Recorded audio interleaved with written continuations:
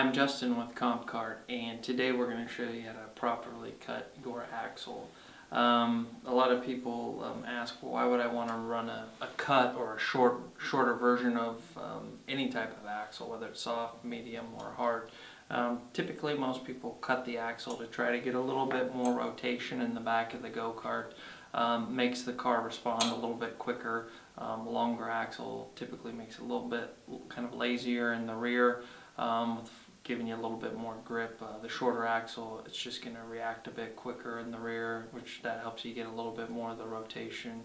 Depending on what axle size you have in the chassis, assuming that's the one that your team manager or local kart shop owner or chassis manufacturer says, hey, yeah, to cure that cause, we want to cut the axle. First thing you need to do is measure the total length of your axle so you know exactly how much you can or maybe cannot cut off of it. So to basically do that, the quick and easy way is just feed your tape measure through the axle, right? Clip it on the other end, pull it out, and see what that number is it reads. So this axle, which is standard in the kart, is a 102.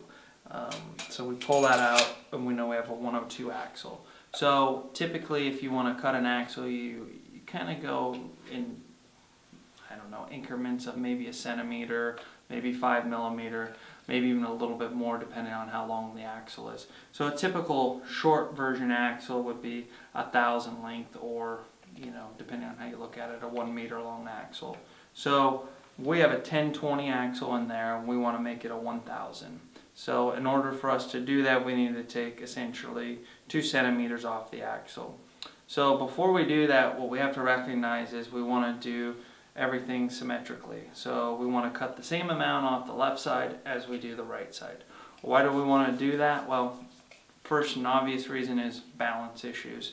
We want it to be balanced left to right. But we also, if we start to cut off of one side and we don't cut off the other and we realize we need to move the axle, your keyways here are they're going to be misaligned for your sprocket or for your brake. So everything's done typically symmetrically. So we need to take a centimeter off of each side. So we would take 1020 less 1,000 and we're left with 20 millimeter or 2 centimeters. So we typically measure off the cassette, or you can measure off the frame. What's critical here is your measuring point is the same on both sides. So we measure off the cassette, so we come out to here, and it's approximately 19 centimeters. So we're going to go ahead and come back 1 centimeter off of that and make our mark. So we'll make our mark on the 18 mark, 18 centimeter. And that's pretty much it. We're going to go over and we're going to do the exact same over on this side here. So go ahead and pull this off. Since I'm right-handed, I gotta orient myself here for you. Come off. Perfect. So we got both sides, a centimeter off each side, and it's marked. Try to make your mark kind of as fine as you can. Obviously, we use kind of like the sharper point Sharpie. If you get a broad marker or something like that, you could end up taking an extra 3 or 4 millimeter off each side. So it doesn't sound like a big deal, but at the end of the day it is. So now we have our axle marked. The next step is we need to somehow make it so when we go to cut our axle, it doesn't spin. So I've conveniently zip tied the brake pedal to the front bumper. You can also have your friend or your dad or your tuner or whoever hold the brake pedal down so the axle doesn't move. So there's a few different ways once you've marked it to cut the axle.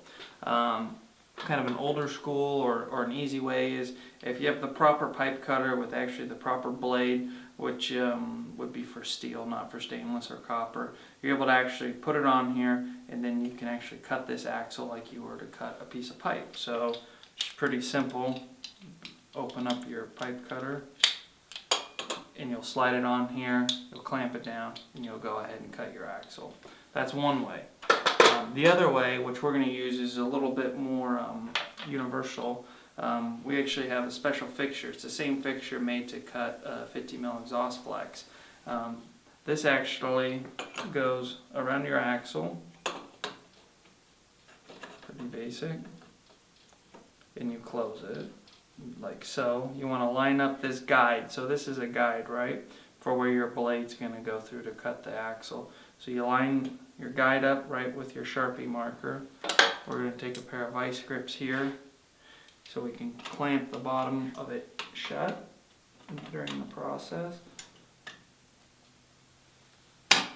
So now we have a perfect guide, so we don't have to worry about the saw we're going to use misaligning itself and making a bad cut. So the nice thing is if you have a power tool, which we're going to use as a sawzall, and we're just going to rip right through this in no time. If you don't have that power tool, the great thing about this guide is that everybody pretty much has a hacksaw. So you're able to use a hacksaw, you go right in here, and you basically can hand cut the axle. Pretty easy way. We're going to use a power tool to make it a little bit easier, so I'm going to grab my sawzall here. We want to make sure that we have a metal blade in it, and we're going to go ahead and cut right through the axle. So at this point, you want to line up your saw and kind of want to just go a little bit easy, because if you have a new blade, you want to make sure you get it right inside your unit here. And now basically you're just going to pull the trigger and we're going to cut the axle.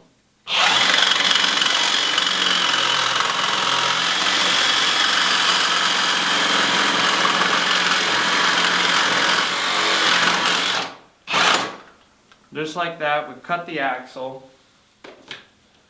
Our nice clamp is still holding it in place, so we're going to undo our vice grip, take this off, set our vice grip down, open this up, and by using the tool, a perfect centimeter cut here. Absolutely perfect. So now your axle's cut. The final step to do here is any type of cut that you're going to do on your axle is going to leave a little bit of a burr. So you're going to want to take a file and you're going to want to go ahead and kind of trim that up a little bit. Just kind of smooth this burr off here, right? So then when you go to slide your hub on, whether it's aluminum or magnesium, it's not going to gouge up your hub. So I'm going to step over, grab a file. Now that I got my file, we're going to go ahead and we're going to file the axle. I typically like to use, it's called a half round file, where it's round on one side, it's flat on the other side. So at this point, in order to file the axle, I'm going to come over here, and you just lightly want to take this edge off of here. So I'm lightly going to go like so, all the way around the axle. Put a nice little chamfer on that.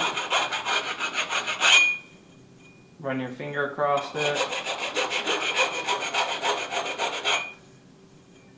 Make sure it's free of any burrs. If it doesn't catch your finger, then you know you got it, so that's perfect.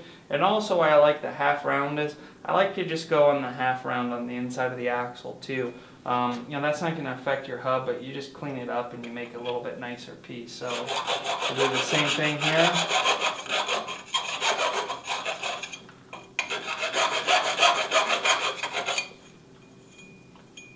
Now we've just cut our axle, we would do the exact same thing to the other side.